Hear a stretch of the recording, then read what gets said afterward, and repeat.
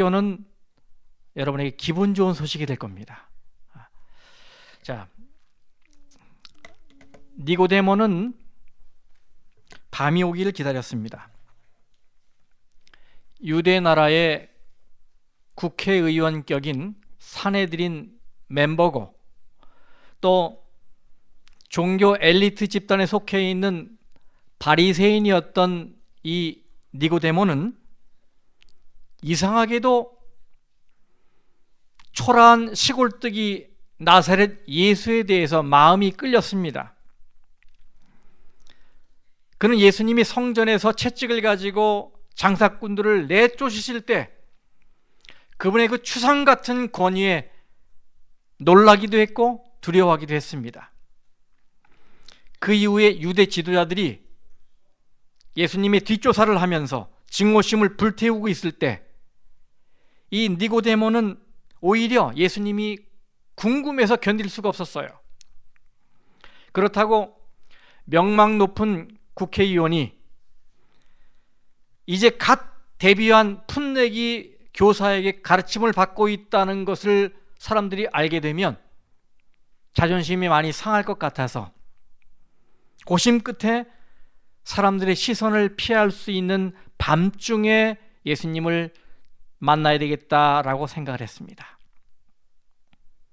드디어 도성 안에 어둠이 깔리자 그는 집을 나섰습니다. 그리고 혹시라도 사람들의 눈에 띌까 봐 두건으로 얼굴을 가린 채 미끄러지듯이 발걸음을 옮깁니다. 집집마다 종들이 안뜰에 등불을 밝히는 풍경을 뒤로 하고 그는 골목길을 따라 한적한 곳에 계신 예수님을 찾아갔습니다. 드디어 그가 예수님과 마주했습니다. 요한복음 3장 2절에 라삐여 우리가 당신은 하나님께로부터 오신 선생인 줄 아나이다. 하나님이 함께 하시지 아니하면 당신이 행하시는 이 표적을 아무도 할 수 없음이니이다. 이렇게 인사말을 하고는 예수님에게서 비슷한 인사말을 기대했습니다. 니고데모 선생, 나도 당신 얘기를 들었어. 국회의원이고 율법에 정통한 학자라지요?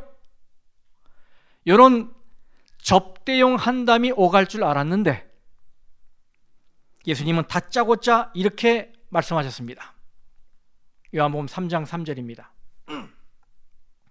예수께서 대답하여 이르시되 진실로 진실로 내게 이르노니 사람이 거듭나지 아니하면 하나님의 나라를 볼 수 없느니라. 초면이었지만 예수님은 이 니고데모가 진리를 탐구하러 온 줄 알았습니다.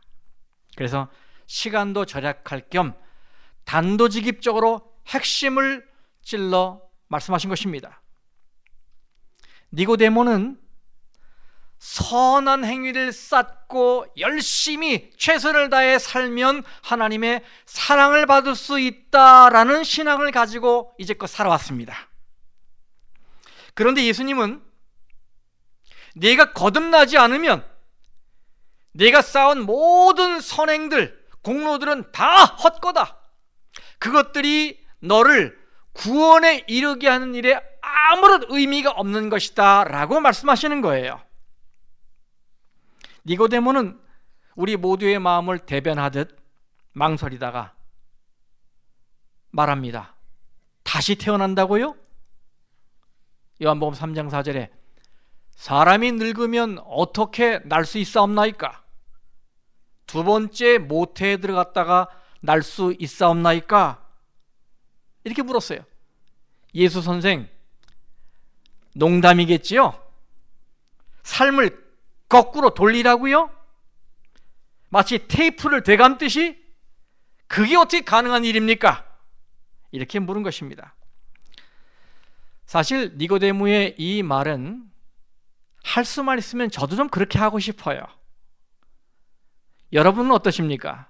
저는 좀 시간을 좀 쫙 뒤로 돌려서 옛날로 돌아가고 싶어요. 옛날 저희 부모님과 남산을 올라갔던 그 장면들, 창경원에 놀러 갔던, 또 세검정에 놀러 갔던 이런 일들이 떠오르면서 좀 할 수 있으면 글로 돌리고 싶어요. 또 저희 우리 주연이 영혼이 어릴 때로 돌아가고 싶어요. 좀 더 잘해주고 싶고, 돌릴 수 있으면 얼마나 좋겠습니까? 그래서 제가 이 설교를 치면서 이 컴퓨터에 있는 리스타트 버튼을 부러워하게 됐어요. 리스타트, 다시 시작하는 거예요. 예상대로 되지 않으니까 이건 없던 일로 해주세요. 그러면서 어떻게 해요? 리스타트를 딱 누르면 다시 시작이 됩니다. 얼마나 부러운지 모르겠어요. 그런데 안타깝게도 우리는 육신적으로는 되돌릴 수가 없어요. 되돌릴 수가 없어요. 니고데모는 난처한 듯이 머리를 극적이며 말했습니다. 아이고, 나같이 머리 허연 노인이 산부인과 분만실 다시 다녀와야 한다고요? 말이 안 됩니다. 이때 예수님은 더 확신에 찬 음성으로 이렇게 말씀하셨습니다. 요한복음 3장 5절입니다.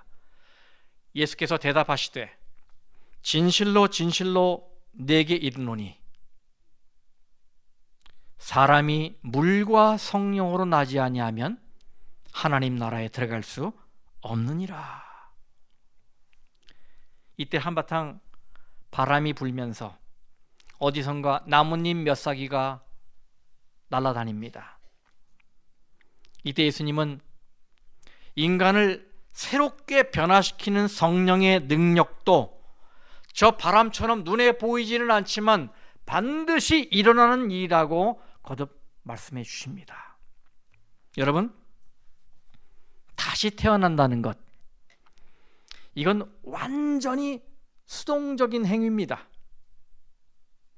우리는 태어나는 것이지 우리 스스로 탄생하는 게 아닙니다. 맞아요, 틀려요? 맞죠? 잘 따라오고 계시죠? 우리는 뭐예요? 태어나는 게 아니라 태어나는 것이지 스스로 탄생하는 게 아니에요. 어머니 태 속의 아기는 분만에 기여하는 게 하나도 없습니다.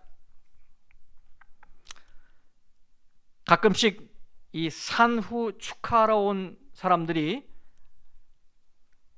어머니 노고를 취하면서 아기에게도 이렇게 말을 해요. 아가야, 태어나느라 수고했다, 이렇게 말을 해요. 근데 사실 이 말은 어머니 들으라고 하는 말이지 진짜 그 아이를 위해 하는 말이 아니에요. 아이에게는 태어났다고 수고했다고 금메달 걸어주지 않아요. 도리어 고무 젖꼭지나 물려주지. 그죠? 금메달을 받을 사람은 어머니입니다. 어머니가 수고했지요.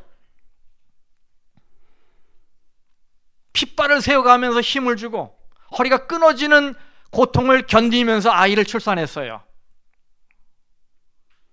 하지만 엄마는 이런 고통 중에도 아기의 도움을 받지 않습니다. 아기에게 조언을 구하지 않아요. 왜 그렇습니까? 이 아기는 탯줄의 도움이 없으면 숨도 쉬지 못하는 연약한 존재예요. 그를 의지한다는 건 말이 안 되는 일입니다. 예수님은 우리 역시 그렇다고 말씀하시는 것입니다. 우리가 영적으로 다시 태어나기 위해서는 우리 스스로 탄생하는 것이 아니라 우리를 낳아줄 부모가 필요하다는 거예요. 우리를 낳아줄 부모. 여러분, 그 부모가 누굴까요? 누굴까요? 이 말씀에 사용된 다시, 영어로 again, 다시라는 말을 통해서 우리의 부모가 누군지 좀 살펴보겠습니다. 신약 성경의 언어인 헬라어에는 다시를 뜻하는 단어가 두 개가 있습니다. 하나는 팔린, 다른 하나는 아노센. 이 혀를 이빨 사이에 넣는 발음이에요. 아노센 이렇게 돼요. 아노센. 표현할 수 없어. 아노텐 이렇게 썼어요. 아노센. 이 두 단어가 again, 다시를 뜻하는 헬라어입니다. 위에 팔린이라는 말은 말 그대로 again, 다시 행동을 반복하는 걸 말해요. 일반적으로 행동을 반복하는 걸 팔린 이렇게 말을 합니다. 두 번째 아노센은 마찬가지로 again, 다시라는 뜻이에요. 그런데 이 단어는 다시라는 뜻과 함께 위로부터 혹은 높은 곳에서부터 라는 의미를 가지고 있어요. 이건 역시도 반복적인 행동을 뜻하지만 이 단어가 가지고 있는 특징은 어떤 행동을 다시 하기는 하지만 누가 다시 하냐면 반드시 본래 그 행동을 했던 그 존재가 다시 하는 걸 말하는 것입니다. 아시겠죠? 다시 말해 처음에 그 일을 했던 그 존재가 다시 하는 거를 뭐라 그런다? 아노센 이렇게 말을 하는 것입니다. 그런데 예수님께서 이 다시라는 뜻을 가지고 있는 팔린과 아노센 중에 어느 말을 선택하셨냐면 아노센을 선택하셨어요. 아노센. 이 말씀을 듣고 있던 니고데모는 아마 심장에 전율을 느꼈을 거예요. 왜냐하면 자기가 이해하고 있는 again, 다시, 그걸 의미하는 팔린을 예수님께서 사용하지 않으시고 위로부터 태어나는 이라는 뜻을 가지고 있는 아노센을 사용하셨기 때문이에요. 다시 말하면 단순히 반복의 의미인 다시가 아니라 위로부터 태어나는 참된 다시, 그 의미로 말씀하셨기 때문에 니고데모는 놀란 것입니다. 이것을 한글 성경에서는 그냥 아무 구분 없이 거듭나다라고 번역을 했어요. 거듭난다. 그런데 헬라어 원문을 충실하게 번역하면 이렇게 돼요. 위로부터 다시 태어난다 이런 말이에요. Born again from above, 위로부터 다시 태어난다 이런 말이에요. 이 두 단어의 차이를 제가 예를 들어 보겠습니다. 만일 여러분과 제가 비행기를 타고 프랑스 파리로 넘어갑니다. 가서 루브르 박물관에 들어갔어요. 그 앞에 레오나르도 다빈치가 그린 모나리자가 딱 있습니다. 한참 감상을 마친 이후에 제가 여러분에게 이렇게 말합니다. 저도 다빈치하고 똑같이 그림을 그릴 수 있습니다. 여러분 믿으시겠어요? 안 믿으시겠어요? 여러분 제가 그림을 얼마나 잘 그리는지 잘 모르시죠? 네? 전 예전에 사생대회에 나가서 상 여러 번 받았어요. 그리고 제가 입대했을 때 군대 가서 시즌마다 군대 포스터를 거는데 그게 저에게 맡겨졌었어요. 제가 그림 잘 그려요. 그 제가 이제 붓을 들고 팔레트를 휘날리면서 모나리자 앞에서 그림을 그립니다. 모나리자가 그럴듯하게 완성이 됩니다. 보니까 진품하고 제가 그린 거하고 별 차이가 없어요. 제가 더 잘 그린 것 같아. 여러분 인터넷에 들어가면요, 제가 어제 찾아봤더니 이 그림이 5불에 팔립니다. 여러분 찾아 들어가 보세요. 5불이라고 써 있어요. 5불. 몇 불? 5불이에요. 이게 크기가 50cm, 78cm예요. 유화로 그린 그림인데 5불 써 있어요. 깜짝 놀랐어요, 제가 이거. 네. 여러분 이게 팔린의 의미예요. 뭐 한 거예요? 다시 그린 거야, 다시. 그럴듯하잖아요. 그죠? 모나리자의 스마일, 그럴듯해. 이게 다시 그린 거, 팔린, 그러면 팔린. 그런데 제가 혹시 이렇게 그렸더라도 저는 누가 아닙니까? 레오나르도 다빈치가 아니에요. 레오나르도 다빈치가 아니에요.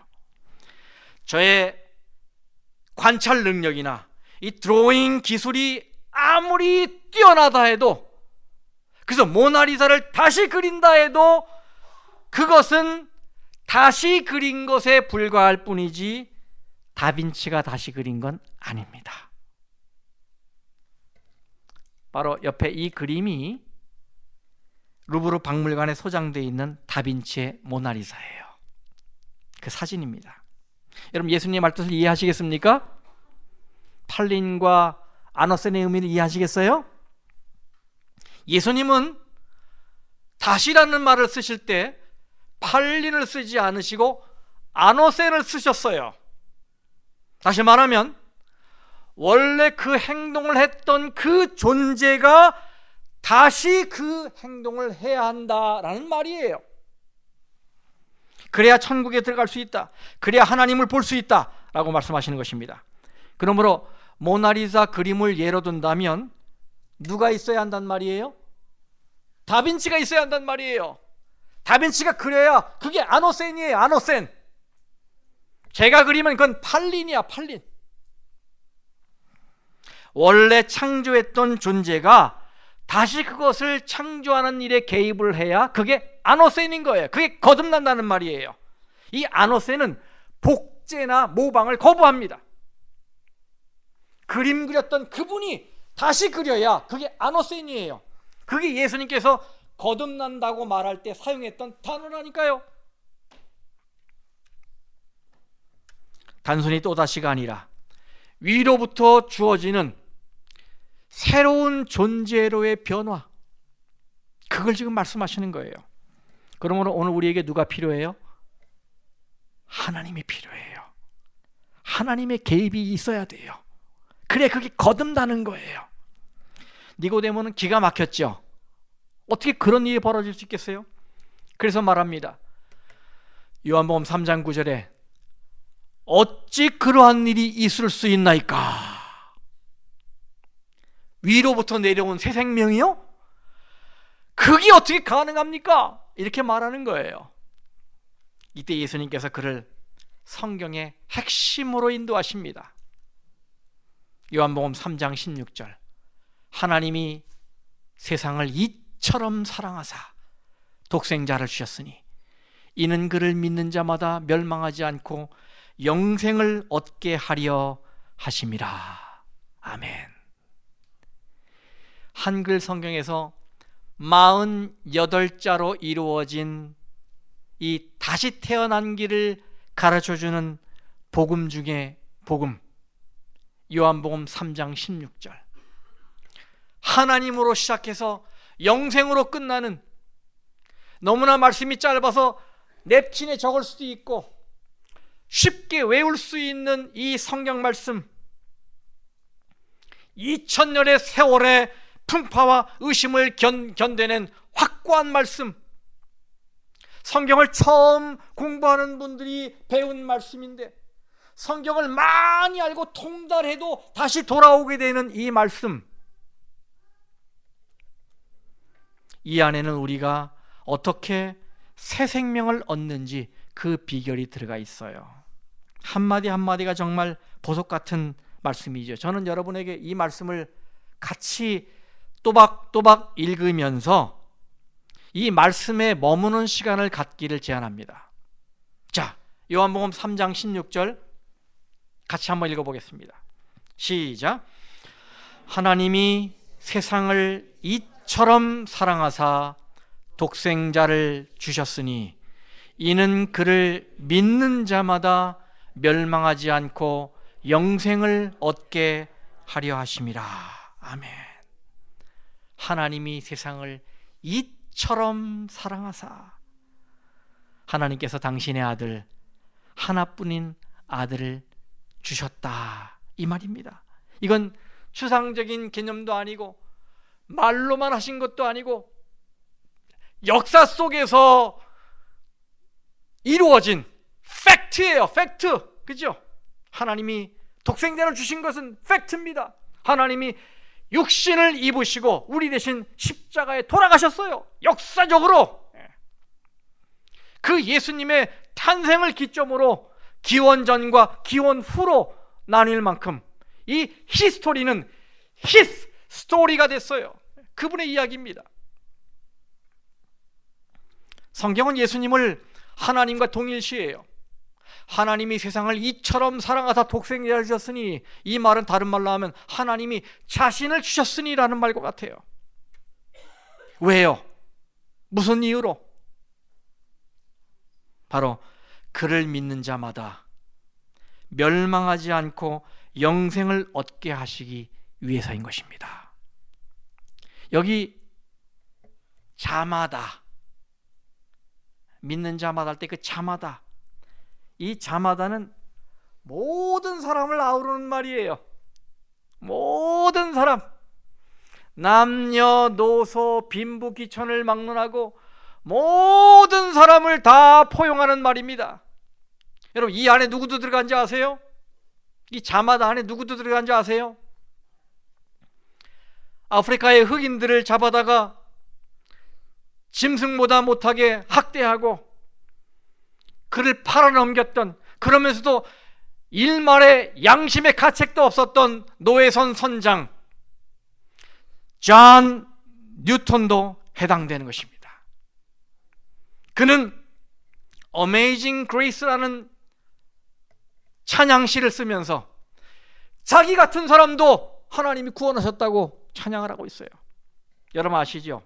이 찬양 다 같이 불러봅시다. 자비로운 주 하나님, 날 구원했으니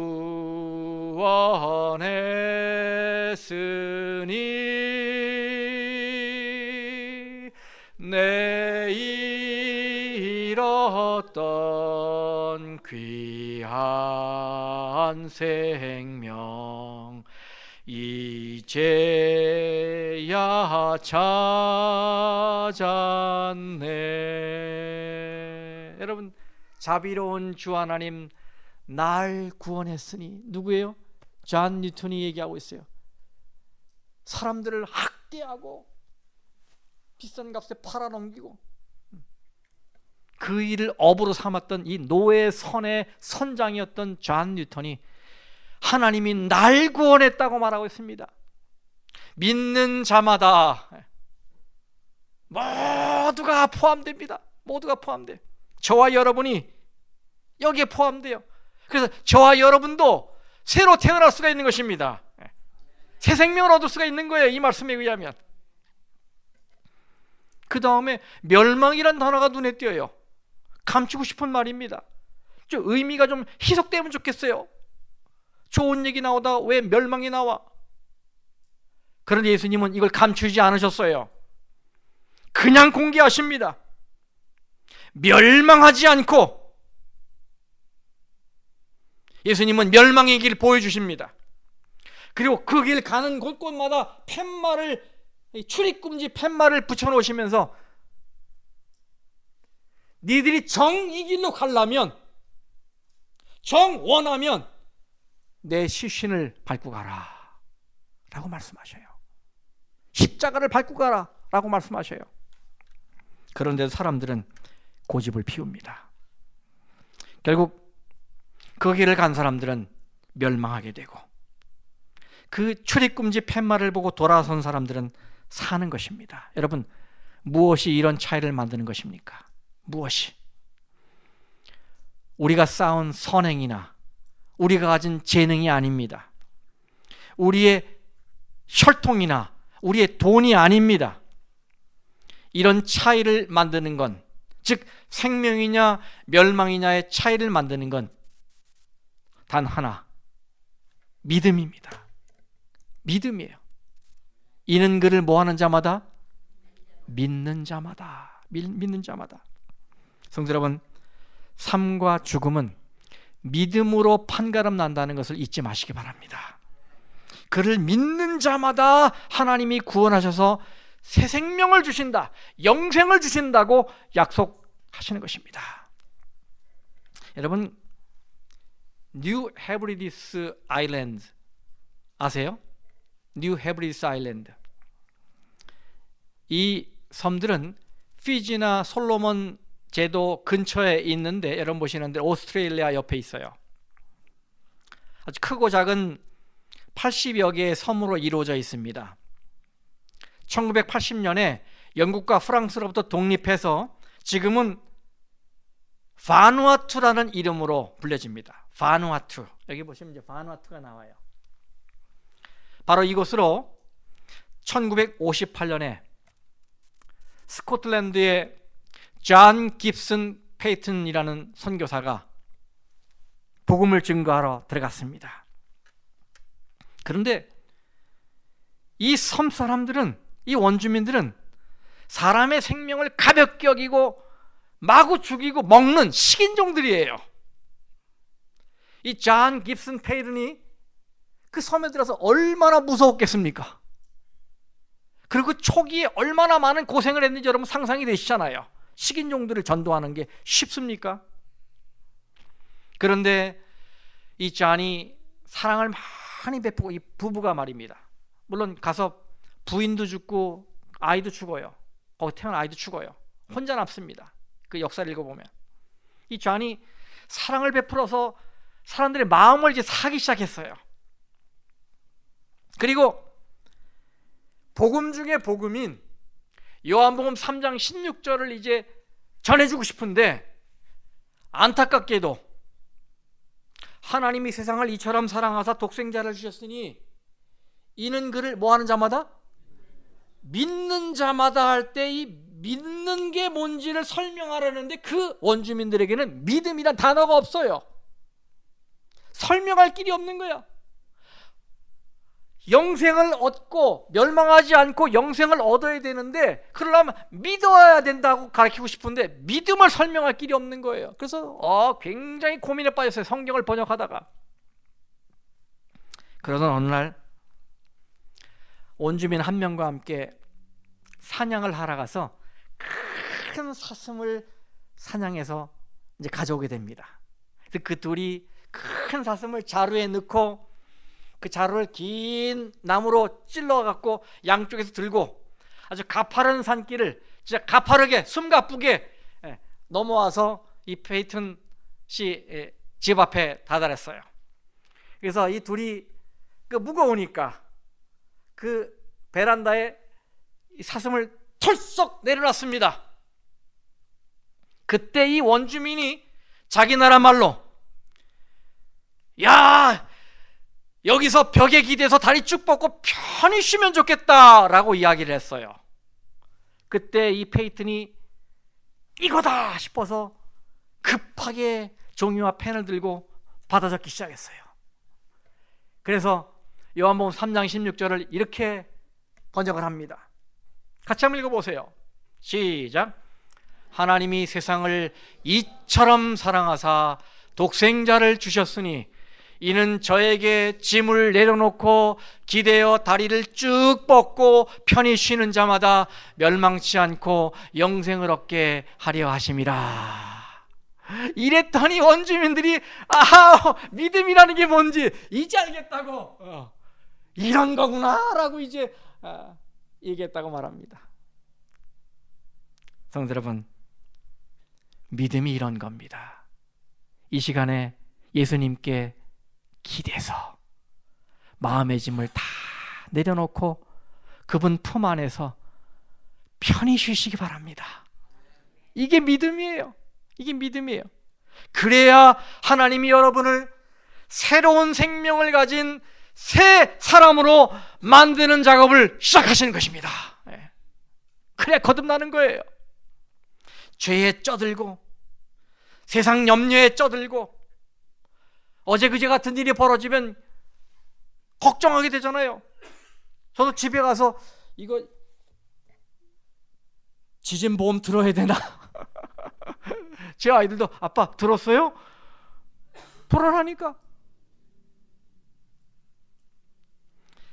이런 무거운 짐을 안고 우리는 비틀거리며 살고 있어요. 얼마나 세상에 살기 힘든지, 고단해요. 힘이 들어요.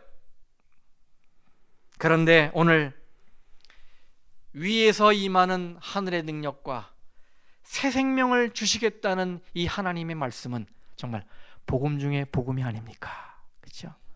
그를 믿는 자마다, 이 말은 그에게 짐을 내려놓고 그분께 기대서 다리를 쭉 뻗고 편히 쉬는 자마다 멸망하지 않고 영생을 주시겠다고 약속하신 것입니다. 여러분, 이것은 믿음으로 되는 것입니다.